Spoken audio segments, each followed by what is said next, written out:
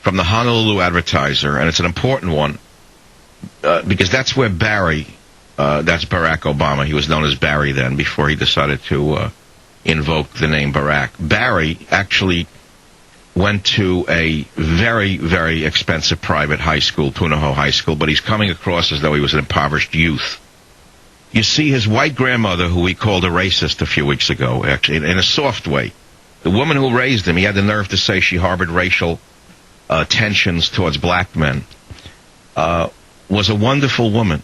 And she's the one who sent him to Punahou. She was very, very successful as a banker at the Bank of Hawaii, according to the article that just came out, which I put up on michaelsavage.com. The article is called Obama's Tutu, a Hawaii Banking Female Pioneer. And there's a great telling picture of Barry Obama, sitting with his grandparents Stanley and Madeline Dunham in New York City when Obama was a student at none other than Columbia University.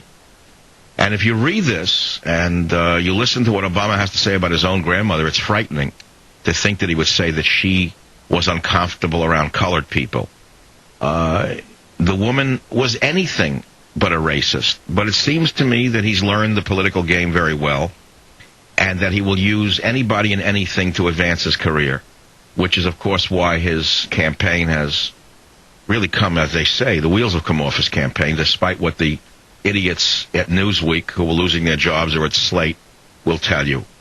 The fact of the matter is the American people, after hearing Reverend Wright's hate speech and asking themselves, why would a candidate for the presidency not have walked out? Why would he have had such a race hater as Reverend Wright baptize his children, marry him, unless he agreed with him? That's what the people are saying.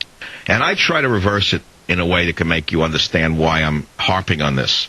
Let us say there's a Republican candidate, a white guy, who attended a church, and somebody found, he attended a church for 20-some-odd years, and somebody found a tape of the preacher, and the preacher, it turns out, was a Grand Klavan in the Ku Klux Klan. He wore the white hat and burnt crosses, and he said horrible things about colored people and Jews and homosexuals in the church. Do you suppose the media would give that Republican a pass and say, well, you can't hold him responsible for what his preacher said?